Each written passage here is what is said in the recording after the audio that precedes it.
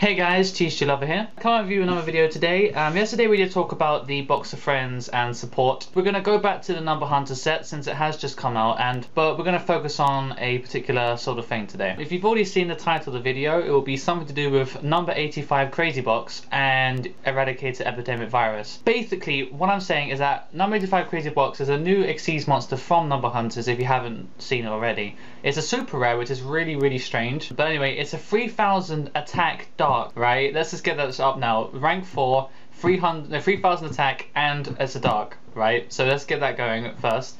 2 level 4s. This card cannot attack, so obviously you can't just do, 3000, that's just retarded. Once per turn, you can attach one Xyz material from this card to roll a 6-sided die, and then you apply the result. So if you play this card, you're going to have to carry a die around, and I never carry a die around, I just ask for other people's die. Number 1, half your life points. If you roll number 2, you draw a card. If you roll number 3, your opponent discards a card. If you roll number 4, you negate the effects of one face-up card on the field. And if you roll number 5, destroy one card on the field. And number 6, destroy the actual card itself, Crazy Box. Right, so half your life points is bad, right? So you don't want to roll number 1. Number 6 is bad because it's going to destroy itself. And number 5 can prove to be bad provided that you activate its effect on its own. So if you don't have any other cards on the field, if you're going first and you summon Crazy Box first straight up, first turn, don't use the effect because 3 of the 6 effects are going to hurt you. And if you get number 2, you draw a card. Number 3, you discard, your opponent discards a card. And then number 4, you can just use it to negate its own effect until the end of the turn. So it's like you don't really want to have a 50% chance. The reason why I suggest Crazy Box to be a good card is simply because of Eradicator Epidemic virus.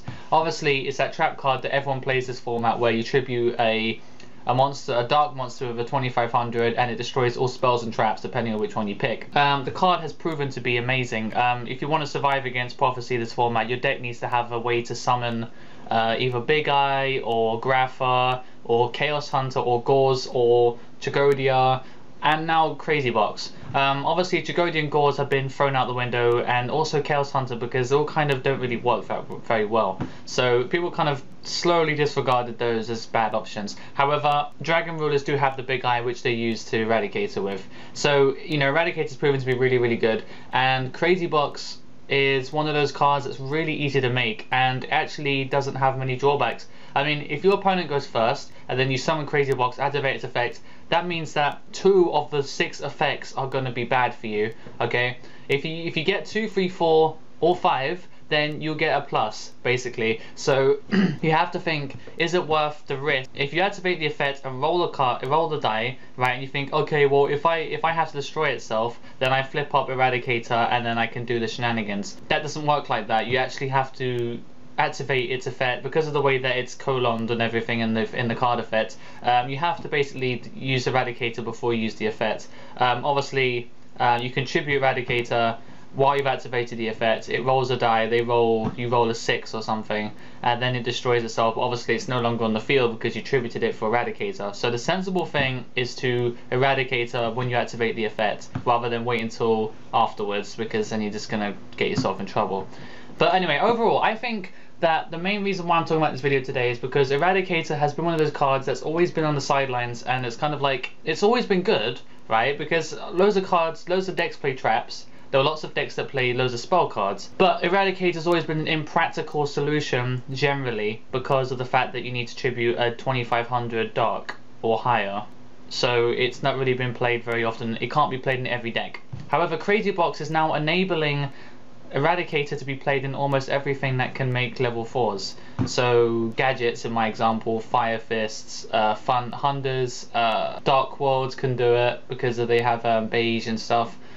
And Prophecy, if they do Kaiku, if they wanted to, but they could use this Spellbook of Power instead. That's the thing, how many of these massive dark monsters, that are easy to summon, how many of them are we going to have in our game before Eradicator gets banned? Because it's going to eventually get banned because it's a really good card. I don't want it to get banned because I love the card. I think it's our only way to deal with Prophecy this format, but in the future, if you ban Eradicator, then suddenly Prophecy becomes a really good option again. It really depends on what they do to Prophecy.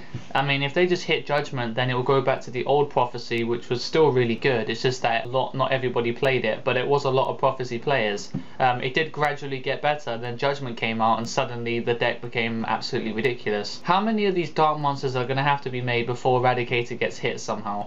Obviously not everyone's playing 3 Eradicators because that's ridiculously stupid. Play 1 and get away with it, you know, in a main deck, but you generally you'd want to side 2 just so you have space for other side cards against Dragon Rulers and Evil Swarm and stuff like that. So that's my question. How many of these cards do we have to get before Eradicator gets touched by the ban list? You know, is Crazy Box really going to be a card that's going to the Eradicator sort of requirement? Is it going to set the benchmark for what a card needs to beat before Eradicator gets, you know, iffy on the ban list? Comment down below how you feel about these 2 cards, or just Crazy Box in general, how you feel about the card.